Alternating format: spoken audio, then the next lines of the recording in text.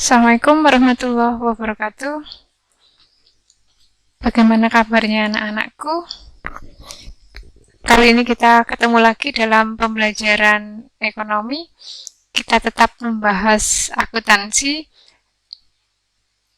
sampai pada pembahasan neraca lajur atau kertas kerja atau disebut juga worksheet atau neraca 10 kolom. Anak-anak, untuk bisa mengerjakan neraca lajur ini, kalian harus sudah selesai sampai pada neraca saldo dan jurnal penyesuaian. Cara mengerjakan neraca lajur di perusahaan dagang ini sama dengan cara mengerjakan neraca lajur di perusahaan jasa. Jadi kalian tinggal mengulang saja. Tidak perlu dari awal kalian mempelajari jika pada saat kalian menyimak neraca lajur perusahaan jasa sudah paham. Baik anak-anak, kita lanjut saja. Kita tetap mengerjakan tuku luhur, di mana neraca saldo sudah kalian kerjakan. Siapkan dulu neraca saldonya, kemudian siapkan jurnal penyesuaian. Nah, kolom 1 dan 2 di neraca lajur, kalian tinggal memindah data dari neraca saldo yang sudah kalian kerjakan kemarin. Ini neraca saldonya, langsung pindah ke neraca saldo di kertas kerja kolom pertama dan kedua. Oke, sudah kita pindah. Jadi silakan disimak. Kasnya sama 23.743. Asuransi dibayar dibuka 600.000. Piutang dagang 15.500.000 dan seterusnya. Jangan lupa debit di debit, kredit di kredit, dan pastikan jumlah debit dan kreditnya balance, sama atau seimbang. Neraca saldo selesai. Jadi kalian mengerjakan sepasang-sepasang secara vertikal. Berikutnya, lanjutkan mengerjakan kolom ke-3 dan ke-4, yaitu ayat jurnal penyesuaian. Siapkan jurnal penyesuaian kalian yang sudah dikerjakan kemarin. Kita pindah satu persatu. Baik, kita lihat anak-anak. Data pertama, persediaan barang dagangan di debit 7.800.000. Silahkan ditulis di debit 7.800.000. Ikhtisar laba rugi di kredit 7.800.000. Ditulis di kredit 7.800.000. Next, ikhtisar laba rugi lagi di debit 6.500.000. Persediaan barang dagang di kredit 6.500.000. Begitu seterusnya anak-anak, kalian pindah satu persatu jurnal penyesuaian. Setelah itu kalian jumlah. Nah, seperti ini jadinya.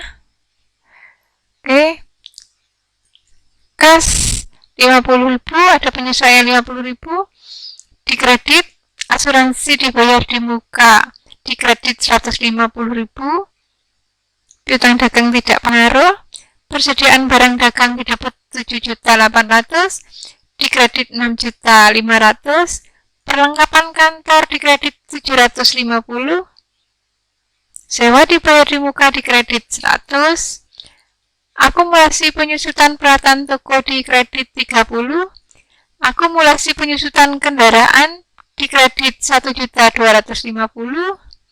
Beban rupa-rupa di debit 50.000. Utang gaji kredit 500.000.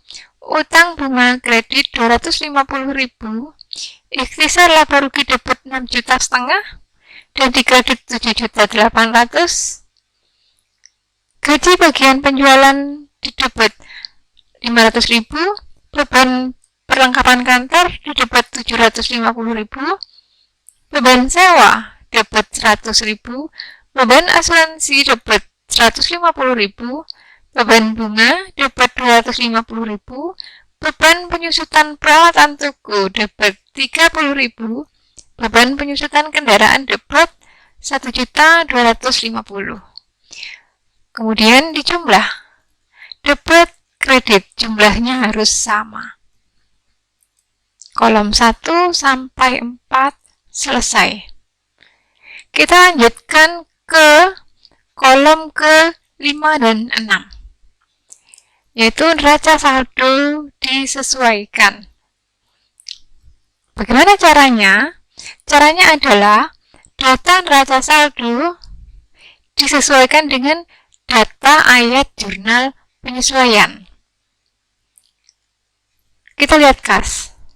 Di debit 23.743, di kredit 50.000. Jika bertemu dengan lawannya atau tidak sejenis, maka akan terkurangi. Tapi jika ketemu yang sejenis, maka akan ditambah. Berarti ini dikurangi.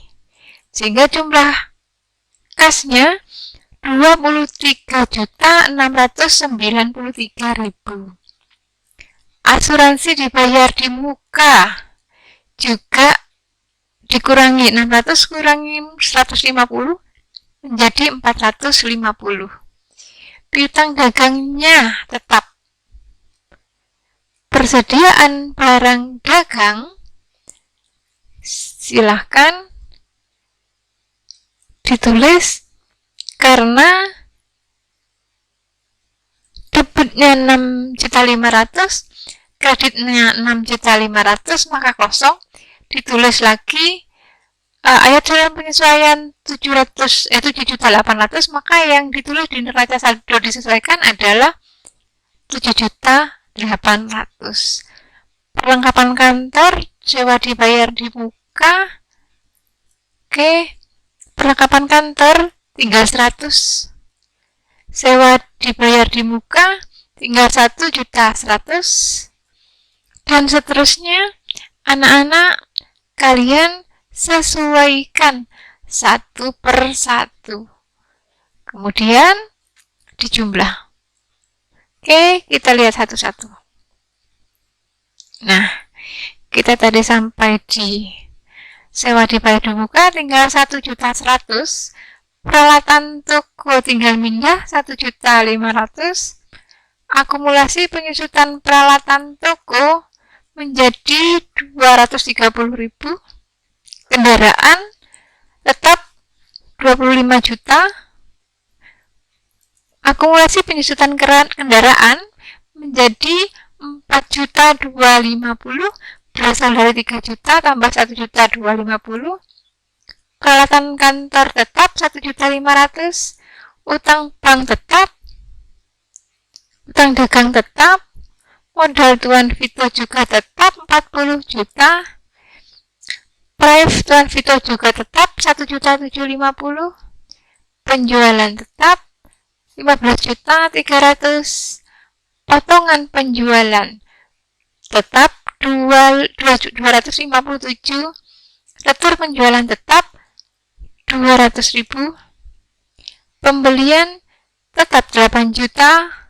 Retur pembelian 1.800.000. Beban iklan 150.000. Beban gaji karyawan 1.200.000. Beban rupa-rupa 200.000. Utang gaji 500.000, utang bunga 250.000, ikhtisar laba rugi, ditulis semuanya, dua-duanya, didapat 6.500.000, dikredit 7.800.000, dan seterusnya. Untuk gaji bagian penjualan 500.000, dan untuk beban perlengkapan sampai pada beban penyusutan tinggal memindah. Oke, kemudian di jumlah anak-anak, debit dan kredit harus sama. Sampai di sini ada yang merasa kesulitan? Masih ingat kan kemarin kita mengerjakan kertas kerja ini? Kita hanya mengulangi siklus saja. Nah, kalau sudah selesai neraca saldo disesuaikan, kita ke kolom 7, 8, dan 9, 10. Masih ingat? Ikhtisar laba rugi, kolom ke-7 dan ke-8 diisi akun nominal. Apa itu akun nominal? Akun nominal adalah akun yang hanya muncul pada satu periode akuntansi saja. Akun apa saja itu? Di antaranya adalah akun pendapatan, akun beban, dan yang berkaitan dengan keduanya. Dan yang masuk ke dalam neraca adalah akun real. Akun real, kalian masih ingat? Akun real yang masuk dalam neraca adalah akun harta, utang, dan modal. Oke, siap anak-anak? Nah, bagaimana mengerjakan? Di sini bisa dikerjakan sekaligus. Oke. Jadi,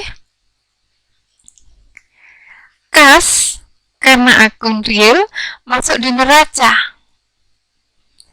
Berikutnya, piutang masuk di neraca. Asuransi dibayar di muka ya. Masuk di neraca. Piutang masuk di neraca. Dan seterusnya anak-anak. Baru untuk akun nominal masuk di rugi laba atau ikhtisar rugi laba. Cek satu-satu. Jangan lupa akun nominal masuk di ikhtisar rugi laba, akun real masuk di neraca, kemudian dijumlah. Nah, jumlahnya kok nggak sama? Iya, jumlahnya tidak sama, ada selisih. Di ikhtisar rugi laba, jika lebih banyak di kredit, maka selisihnya kalian taruh debit, dan inilah yang dinamakan laba. Kemudian yang di neraca lebih banyak di debit, maka selisihnya taruh di kredit. Selisih di ikhtisar laba rugi serta di neraca ini jumlahnya harus sama. Setelah itu silahkan dijumlah. Oke, maka selesailah pengerjaan kertas kerja 10 kolom. Oke, kita lihat lagi ke atas. Sampai di sini, mana yang kurang dipahami? Silahkan kalian tanyakan nanti di kolom chat. Terima kasih anak-anak. Sekian untuk pembahasan neraca lajur atau kertas kerja 10 kolom. Dari data neraca lajur ini sebagai bahan untuk mengerjakan proses selanjutnya, yaitu laporan keuangan. Cukup sampai di sini. Silahkan kalian kerjakan kertas kerja 10 kolom sesuai dengan prosedur yang tadi kita bahas. Selamat mengerjakan. Wassalamualaikum warahmatullahi wabarakatuh.